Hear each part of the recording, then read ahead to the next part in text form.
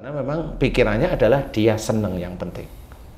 Dia merasa tidak direpotkan. Karena saya malah berpikir dia merasa iman dia itu kuat sekali. Enggak, saya nggak merasa iman saya kuat. Oh, merasa kuat karena kamu nggak perlu nggak butuh doa dari anak-anakmu besok. Otaknya dia yang penuh dengan keinginan dia itu bebas, keinginan dia itu cantik, keinginan dia tidak mau direpotin, betul-betul dia memang besok tidak direpotin.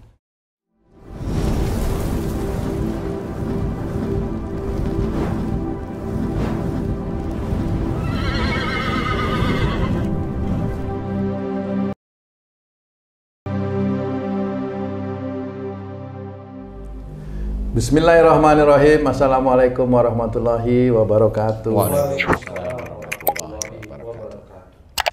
Sahabat beriman dan para pemirsa dimanapun berada, alhamdulillah kita jumpa lagi di Ustadz Danu Official Channel bersama saya Tung. Apa kabar semua sahabat beriman? Semoga kita selalu senantiasa dalam lindungan Allah Subhanahu wa Ta'ala. Amin. Amin. Kali ini kita akan ngaji lagi dan nanti kita akan minta pencerahan juga dari guru kita Pak Ustadz Danu. Assalamualaikum warahmatullahi. Alhamdulillah. Assalamualaikum Bang Ji. Waalaikumsalam Pak Tung. Alhamdulillah. Kita kali ini akan ngaji lagi tentang beredar satu keinginan dari beberapa orang gitu ya. Jadi begini Pak Ustadz, ada saya mendengar ini ya di televisi, di YouTube banyak lah. Seseorang yang tidak pengen punya anak gitu. Karena katanya anak itu menyusahkan gitu. Nanti bisa jadi cepet tua seperti itu Pak Ustadz. Jadi kalau tidak punya anak malah bisa awet muda seperti itu. Jadi seolah-olah punya anak itu menjadi beban bagi hidupnya seperti itu. Nah, ini kan banyak yang memperbincangkan juga sebenarnya mengenai child free itu. Itu kalau kita lihat secara ilmu tauhid seperti apa Pak Ustadz? Mohon pencerahannya ini. Child free itu. Ya, bismillahirrahmanirrahim. Assalamualaikum warahmatullahi wabarakatuh. Waalaikumsalam warahmatullahi wabarakatuh. Amin amin ya rabbal alamin. Ya. Saya belum mendengar yang itu, tetapi kalau itu pilihan mereka, child free itu artinya apa? Bebas anak, tidak mau punya anak gitu ya maksudnya. Bebas dari anak. Bebas dari anak. Padahal dia menikah gitu loh Pak Ustadz. Itu laki perempuan? Perempuan yang ngomong. Oh, perempuan yang ngomong ya. Iya. Kalau laki kan ya nggak mungkin dia punya anak kan gitu ya. Perempuan. Jadi kalau ada perempuan itu bilang seperti itu, insya Allah itu agamanya kurang, sangat kurang sekali. Dia harus sadar bahwa dia itu dibesarkan oleh ibunya, dan dia tahu perjuangan ibunya. Nah, bagi orang tuanya si orang itu, pasti ada genetik dari orang tuanya yang memang dulunya juga bisa aja males ngerawat anak sebenarnya, males ya. Nurun gitu ya Pak Ustadz? Iya, insya Allah pasti nurun sifat-sifat itu ya. Nurun. Kemudian juga akhirnya kalau dia di luar negeri hobinya melihat orang kok katanya wirawiri itu nggak bawa anak itu kok kayaknya enak gitu. Kemudian dia lihat para artis yang nggak punya anak itu kok cantik-cantik gitu.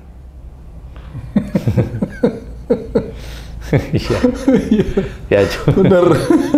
Ya coba lihat artis yang di atas 50-60 lah, coba kamu lihat ya. Semua bandingin, semua dijejerin. Orang yang berbicara seperti itu akidahnya sangat-sangat kurang sekali.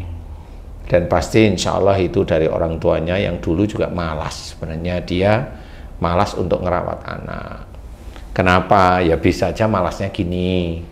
Dulu umpamanya si orang tuanya, entah ibunya, entah ini kacamata saya ya melihat dari sisi psikologis ya.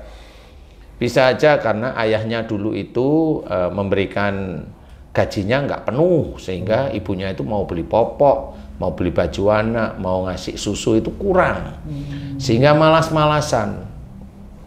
Merawat anak-anaknya itu malas karena kurang harta dari suami itu kurang. Itu bisa. Faktor ekonomi ya. Faktor ekonomi bisa. Kemudian faktor dari egositas namanya, dari egositas manusia itu bisa. Jadi intinya si suami menekan si istri itu dengan egonya untuk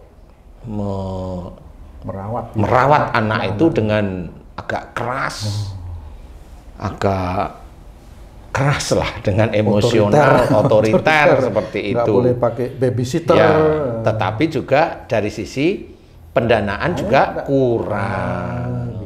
Ya, itu tertekan bentukannya.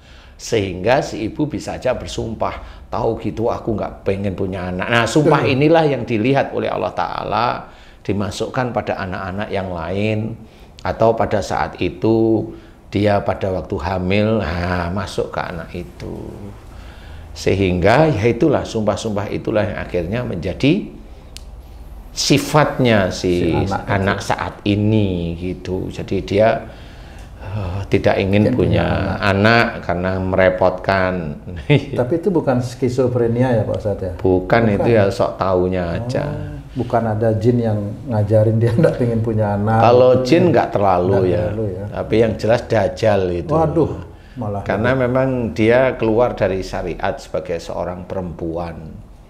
Dia kodratnya seorang perempuan kan, Allah itu menciptakan rahim, menciptakan ovarium, sel telur, menciptakan saluran sel telur, menciptakan alat-alat reproduksi. Nah, itu dia tolak sebenarnya. Sama seperti dia menolak rezeki dari Allah Ta'ala. Orang yang menikah aja sebenarnya pengen sekali punya anak, malah dia nggak kepengen sama sekali, hanya karena dia itu pengen, menurut otaknya dia itu cantik. Karena merepotkan katanya. Kalau ya mau ngomong merepotkan, ya menurut dia itu cantiknya dia lekang. Kira-kira kalau dari sisi akhlak yang seperti gitu, penyakitnya kira-kira seperti apa nanti Pak? Saya tidak tahu persis ya, karena ini kan dia menolak anak. Ya bisa aja itu nanti peranakan kering. Ya bisa aja dia nanti bertemu dengan seseorang yang akhirnya bisa menjadikan bahwa punya anak itu diperlukan, atau bisa aja karena dia punya anak itu merepotkan ya menurut dia. Bisa ada besok itu suaminya merepotkan dia, nggak kerja, kemudian grogotin, ya akhirnya pisah. Kemudian ketemu suami, ya begitu lagi, pisah. Ketemu suami, ya akhirnya dia putus asa dengan kehidupannya. Ya memang kalau dia itu sudah tidak ingin punya anak, itu ya ngapain hidup. Hidupnya dia itu sebenarnya merepotkan. Masih untung dia itu masih dibekali oleh Allah Ta'ala wajah yang kelihatan menarik. Saya nggak bilang cantik ya, karena saya nggak tahu ya, menarik lah ya. Karena orang-orang yang menarik itu kadang-kadang mulutnya aneh-aneh. Walaupun ada yang baik ya aneh-aneh aja. Nah yang baik ya ada, tapi yang menarik itu ya seperti itu biasanya. Nah biasanya ya walau alam, Allah mau bagaimana dengan dia, saya tidak tahu. Tapi kan paling tidak itu nanti peran serta suami itu juga pasti agak terganggu secara psikologisnya. Kira-kira loh Pak Ustadz ya, kalau melihat kejadian-kejadian begitu. Ya kalau suaminya seneng sama dia, ya berarti apa yang dia punya, apa yang dia inginkan dia senengin. Kalau dia merasa nggak cocok, pergi. Ya. Udah gitu aja ya, pergi aja. Dan dia orang yang tidak pengen punya anak, nggak punya suami, ya seneng-seneng aja sebenarnya. Ya kayak orang-orang bule itu kan gitu. Enak aja, nyaman, nggak punya anak, hidup bebas, mati kayak pohon jagung kan gitu. Tapi kumpul juga itu sama beda jenis. Kumpul gitu. Gimana? Ya kayak Summer Eleven kan bisa. Summer Eleven tuh apa namanya tuh?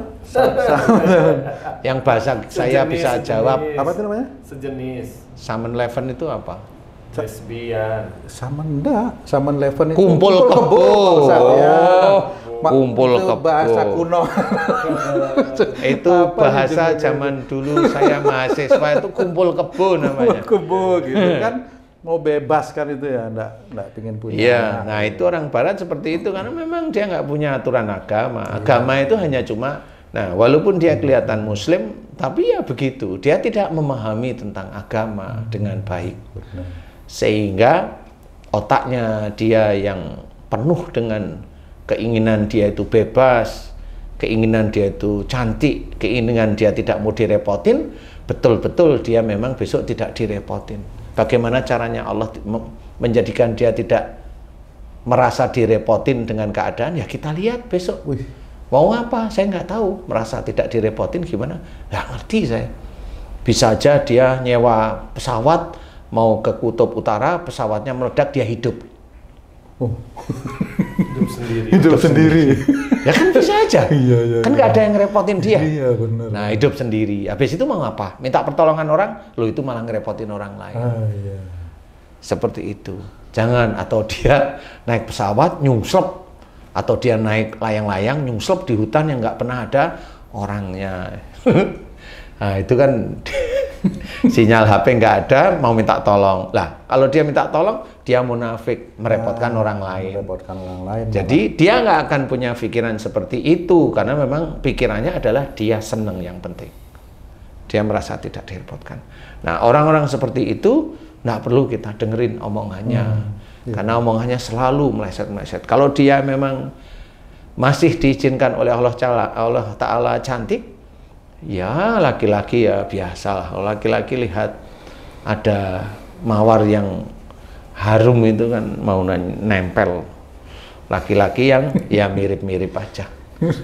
Iya kan sekufu kalau Sekufu, itu jadi benar, ini kan benar, Allah benar. itu menciptakan sekufu. Tidak apa namanya? Tidak orang gitu kemudian dia saya ingin punya suami soleh, oh nggak mungkin. Dia hanya di mulut aja biasanya. Karena laki-laki soleh nggak akan mau dengan dia. Iya, benar. Saya sebelum nikah, saya nggak mau punya anak loh, Mas. Mana laki-laki soleh mau? Nggak mau. Saya kan pengen punya anak soleh atau solehah. Benar. Pasti lari. Tapi nanti saya kalau nikah nggak ingin punya anak loh, iya nggak apa-apa. Sekufu. Sekufu ya. Ini orang gimana mikir sendiri? Nggak ngerti saya yang seperti itu. Padahal dia dilahirkan dari ibunya. Nah, ini apa yang dia pikirkan? Yang dipikirkan begitu, oh berarti hukum dia itu yang dicari hukum barat. Hukum semaunya saya aja. Oh ya sudah kalau gitu. Kalau sudah semaunya saya, tunggu aja nanti Allah mau cerita apa tentang dia. Cuma kalau memang dia agamanya kurang, Allah itu memberikan musibah kepada dia masih agak lama. Lama ya Pak. Agak lama. Tapi kalau dia sholatnya tekun, tunggu aja. Kalau saya tunggu aja. Nggak lama dia pasti akan terpuruk biasanya seperti itu. Nah, mudah-mudahan kita tidak seperti itu. Kita sedulur beriman juga janganlah punya pikiran seperti itu. Wong kita sendiri orang Muslim itu operasi hidung biar mancung cantik itu kalau bisa jangan. Saya selalu bilang jangan. Karena itu merubah porsi yang diberikan oleh Allah Ta'ala, kecuali darurat. Hidungnya patah, kecelakaan mau ketancip nyungsep ke trotoar, ya itu boleh itu, patah itu boleh dioperasi itu. Rahangnya patah, jadi terus ditiruskan. Yang dulunya kelihatan tembem jadi tirus kayak orang Korea, ya, boleh silahkan mumpung kan gitu ya. Silahkan. Jadi kalau enggak, jangan. Saya pun akan cerita bukan banyak ya, ada beberapa yang bertanya, boleh nggak kita operasi muka, operasi plastik, operasi ini? Jangan. Jangan merasa kamu itu seperti orang yang habis tabrakan kemudian kakinya patah di pen. Jangan seperti itu. Itu darurat. Kalau itu masih boleh silahkan. Tapi kalau enggak kemudian dioperasi biar cantik. Loh, kamu itu nanti kalau cantik jadi sombong pasti. Kemana-mana foto sebarin. Ini kan ngabarin teman-teman biar saya itu di mana ngapain aja. Enggak kok, kamu enggak ngabarin teman. Kamu mau sombong. Insya Allah itu. Jadi rata-rata orang yang operasi itu seperti itu. Siapapun dia pasti akan sombong. Walaupun yang dia kerjakan kelihatan baik, Allah tetap menilai. Kalau dia sombong, sudah ujub, sudah riak, yang baik pun dia pasti akan riak. Insya Allah kurang lebih begitu. Makanya harus hati-hati, jangan sampai kita itu terjerumus ke arah sana. Belajar terus-menerus. istilahnya sedekah sedikit nggak apa-apa, agak banyak sedikit, agak banyak lagi boleh, lebih banyak lagi silahkan. Alhamdulillah itu bisa kita kerjakan, ya. Kurang lebihnya seperti itu. Wallahu a'lam. Jadi jangan sampai nggak punya anak. Kayak Haji C sekarang, saya juga nggak pengen punya anak lagi. Iyalah, sudah tua mau bilang apa. Wanita yang menganut child free ya istilahnya. Child free. Bebas dari anak, bebas nggak mau punya anak. Ini biasanya strata ekonominya menengah ke atas biasanya ya. Mungkin ya, walau itu Bang. Sementara ini dia kelas menengah lah, kelas ya. menengah lah ya. Dia jadi perhatian orang, nah ya seperti itulah ya. Dia nggak mau mempunyai anak, apakah latar belakangnya tadi Ustadz katakan apa trauma melihat temannya, apa orang lain itu sangat menderita merawat anak, capek dan lain, sehingga dia berkesimpulan, wah anak nih ngerepotin aja, atau gimana tuh Ustadz? Ya bisa aja karena memang dia sudah punya pikiran seperti itu. Jadi kalau seseorang itu dia hentikan istilahnya nasabnya. Dia hentikan nasabnya dari dia tidak punya anak. Dia lupa bahwa dia itu nanti kalau dia jadi orang biasa, dia akan didoakan anaknya. Kalau ada anak yang soleh, dia akan didoakan. Itu keuntungan dia sebenarnya. Dia merasa kalau dia tidak punya anak, saya malah berpikir dia merasa iman dia itu kuat sekali. Enggak, saya nggak merasa iman saya kuat. Oh, merasa kuat karena kamu nggak butuh doa dari anakmu besok. Nah itu kalau saya lebih seperti itu. Enggak, saya nggak gitu. Iya kamu ngomong, mulutmu tidak, tapi kamu merasa sebenarnya. Karena merasa kamu hidup di dunia itu tanpa bantuan apa-apa, nggak usah ditolong, nggak usah di ini. Ya bisa aja besok Allah juga akhirnya nggak menolong kamu. Gitu, karena ya ini kita lihat aja apa cirinya Allah nanti ya. Saya juga nggak tahu ya. Seperti itu. Kalau mamanya marah yang disimpan lama bertahun-tahun, kanker payudara. Nah, itu kan jelas ya. Ngomel. Nah, itu nanti kalau ngomel tiap hari nanti gatal di organ kewanitaan. Ngomel dan marah, menyimpan marah, sama sekali-kali ngomel, berarti itu nanti bisa kanker leher rahim seperti itu. Ini macam-macam sebenarnya. Jadi kalau ini saya belum pernah tahu. Tapi kita lihat aja apa yang mau diselesaikan oleh Allah Ta'ala. Apakah itu kehidupannya diselesaikan ataukah dia mamanya ternamanya mulai dihilangkan oleh Allah Ta'ala, saya nggak tahu. Setelah mulai dihilangkan dia mau bagaimana? Dia mau cari apa? Kalau dia sudah mulai dihilangkan, mamanya dia itu orang IG woman, apa namanya itu ya? Sosialita. Kalau sosialita itu kan kaya ya. IG woman itu apa namanya ya? Saya nggak tahu namanya. Ya, tidak orang seperti artis apa? IG itu apa? Media sosial, Instagram. Artis Instagram. Ya, seperti itu atau YouTuber atau apalah gitu. Nah, itu nanti kalau diselesaikan sama Allah Ta'ala, dia mau bagaimana? Dia mau cari laki-laki, rata-rata orang itu laki-laki, walaupun dia itu orang yang dititipi rezeki oleh Allah Ta'ala berlimpah juga pengen punya anak. Iya. Kalau dia seperti itu, wallahualam dia mau dapat bagaimana? Ataukah nanti dia itu nanti menyendiri di rumahnya dengan kucingnya, dengan anjingnya, wallahualam biarin aja. Sampai nanti pun dia tidak ingin merepotkan dirinya, mati di rumah nggak ada yang tahu. Seperti itu. Ya ini nggak tahu, ini banyak kasus, banyak keadaan yang saya berpikir seperti itu. Bisa aja dia masuk ke hutan, akhirnya dia sendiri, atau ke kutub dia sendiri, atau masuk di pulau terpencil, saya nggak tahu. Atau besok memang dia nggak ada yang ini, akhirnya dia hidup di sendiri dengan anjingnya barangkali, dengan ini, atau pintu dikunci dia mati, tidak ada orang karena memang dia itu sudah nggak dikenal atau bagaimana sehingga mati, tinggal kerangka saja, wallahualam saya nggak tahu. Karena dia tidak ingin direpotkan oleh anak. Caranya seperti itu. Nah, ini barangkali